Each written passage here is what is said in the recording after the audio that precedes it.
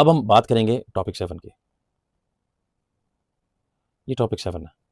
Bore नहीं होना आपने। देखिए, आज किसी भी चीज़ को अगर आप समझते हैं, मिसाल के तौर पे कुछ भी है, क्रिप्टो में नहीं, बल्कि आपकी पूरी फाइनेंशियल लाइफ में कोई चीज़ मैटर करती है तो वो है इन्फ्लेशन। मैं आपको एक सिंपल एग्जांपल में बताता हूँ। 10 साल पहले आप ₹100 में क्या खरीद सकते थे, ठीक है?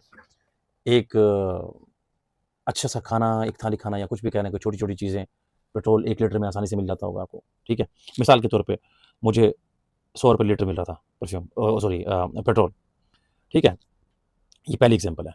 मुझे 100 में जो है ना 2 टाइम्स का मुझे वो खाना मिल रहा था। ये दूसरी एग्ज़ाम्पल है। मुझे 100 में मान लीजिए कि अम 2 ड्रेस मिल रहे थे, मिसाल के तौर क्लॉथ्स मिल रहे थे, ठीक है? तो मैं एक एग्ज़ाम्पल दे रहा हूँ, पहली, दूसरी, तीसरी। अब इसका मतलब ये है कि पैसा कम नहीं हुआ। देखिए, आज उसी ₹100 से आप क्या क्या खरीद सकते हो? कुछ भी नहीं। ना ही आपको ₹100 में वो लीटर मिलेगा क्योंकि आज की प्राइस 200 प्लस होगी या 300 प्लस होगी। इन्फ्लेशन है ना? आप पहले 2 टाइम का खाना खा सकते थे, अब इससे आप 1 टाइम का भी खाना नहीं खा सकते, ठीक है? तो ये यहाँ कैंसल हो गया, ये भी कैंसल हो गया। उसके बाद अगर आपको 2 कपड़े मिलते थे अगर 100 के, तो आज उसका हाफ भी नहीं मिलता, ठीक है? सो बेसिकली तौर पे पैसा कम नहीं हुआ, रुपये अभी भी वही है, लेकिन उनकी परचेज़िंग पावर जो है ना, ये वो चीज़ है, आप उन रुपयों से क्या खरीद सकते हो, वो कम हो गई है। तो यही इन्फ्लेशन है। टॉपिक 7 मैं आपको बता देता हूँ। बेसिकली तौर पे अगर आपको इन्फ्लेशन के बारे में नहीं पता होगा, मैं आपको जनरल बता रहा हूँ, तो आप मार्केट में सर्वाइव नहीं कर सकते। आपको पता ही नहीं कि मार्केट का नेक्स्ट जो ना फेज़ क्या होगा। तो सिंपल जवाब आपको मैं दे रहा हूँ कि जब मार्केट में ज़्यादा पैसा आता है, तो चीज़ें महँगी हो जाती हैं। सोचो, आप एक ऐसी मार्केट में हो जहाँ 100 लोग हैं और 100 लोग ही ब्रेड खरीदना चाह रहे हैं। हर एक ब्रेड का दाम जो है ना, वो ₹10 है। अब गवर्नमेंट ने एक्स्ट्रा पैसा प्रिंट करके हर एक को ₹10 और दे दिए। सबके पास अब ज़्यादा पैसा है। अब सब ब्रेड खरीदना चाहते हैं। ब्रेड 100 की ही है, लेकिन डिमांड बढ़ गई है, तो प्राइस बदल गई, तो उसकी प्राइस अब होगी 15। तो कहने का मकसद ये है कि मनी की जो सप्लाई बढ़ेगी, तो ब्रेड सप्लाई नहीं बढ़ी, रिज़ल्ट महँगा। तो इसका मतलब ये कि आप इन्फ्लेशन के साथ जो है ना फाइट कर रहे हो, जो करंटली आपके साथ हो रहा है। तो आपको मैं एग्ज़ाम्पल साथ-साथ दे रहा हूँ ताकि आपको चीज़ें समझ में आएँ। अब देखिए, बैंक इंटरेस्ट से इन्फ्लेशन जो ना वो बीट होती है, अगर अगर आपने उसको बीट करना है। आम आदमी सोचता है कि मैं सेविंग अकाउंट में पैसा रखूँगा, इंटरेस्ट मिलेगा, सही है? एक एग्ज़ाम्पल के तौर पे कि एक बैंक अकाउंट है, ठीक है? उसके अंदर आपने पैसे रखे और आपको वैसे तो हराम है ये, सूद है। सेविंग अकाउंट में अगर आप पैसे रखते हो तो डेफ़िनिटली ये कि आपको उसका जो है ना प्रॉफ़िट मिलता है। अब पाकिस्तान हो या इंडिया हो, सेविंग अकाउंट इंटरेस्ट की मिसाल के तौर पे 5 से 12% जो है ना, उसकी परसेंटेज होती है, इन्फ्लेशन रेट होता है। ऑफ्टन 10 टू 25 भी, या इससे भी ज़्यादा भी होता है, डिपेंड करता है। मतलब आपका पैसा इंटरेस्ट के साथ बढ़ रहा है, लेकिन महँगाई उससे तेज़ बढ़ रही है, तो नेट रिज़ल्ट आप पीछे जा रहे हो। बात समझ रहे हो?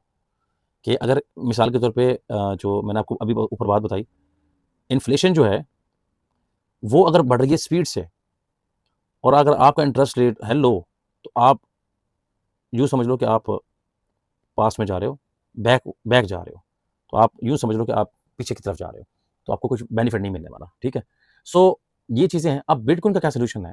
बिटकॉइन की सप्लाई है फिक्स।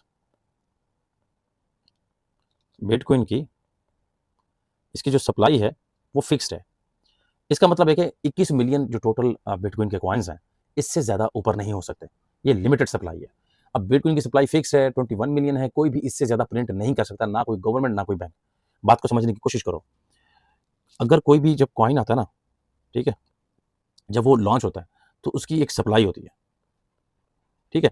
वो सप्लाई बेसिकली तौर पे वो डिसाइड करते हैं कि उसकी जो डेवलपर्स होते हैं, वो सप्लाई को डिसाइड कर देंगे, वो कितना उसको। अब जो सतोशी था, मैं जिसकी बात बात बता रहा, सतोशी नाकामोटो ने बेसिकली तौर पे, एनीवे पूरा नाम बहुत लंबा है, तो उसने क्या किया कि 21 मिलियन उसने टोटल उसकी सप्लाई रखी। किसकी भला? बीटीसी की।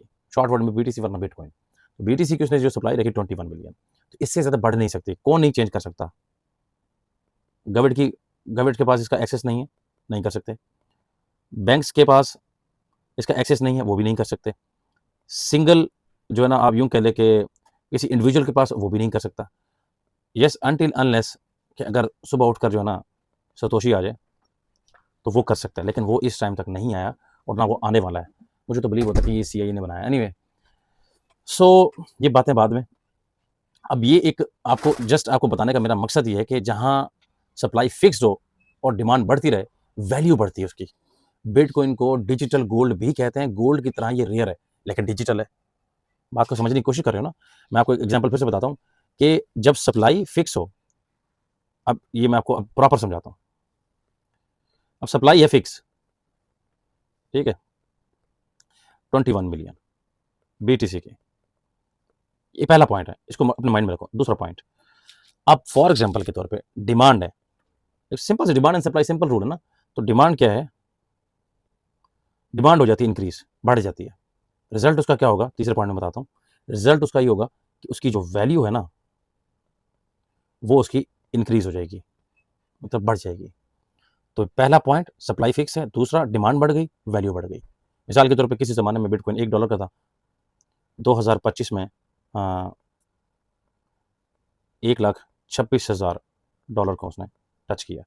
आप इसका चार्ट भी देख सकते हो, ठीक है, क्लियर होगी बात। उसके साथ साथ मैं आपको एक छोटा सा लेसन भी देता हूँ बता देने के लिए, ताकि आपको समझ में आए। इन्फ्लेशन बिटकॉइन को नेचुरली अफेक्ट नहीं करती उस तरह जैसे फियाट करेंसी को करती है। डिसीजन ज़रूर होते हैं मार्केट में, सेंटिमेंट ज़रूर चेंज होती है।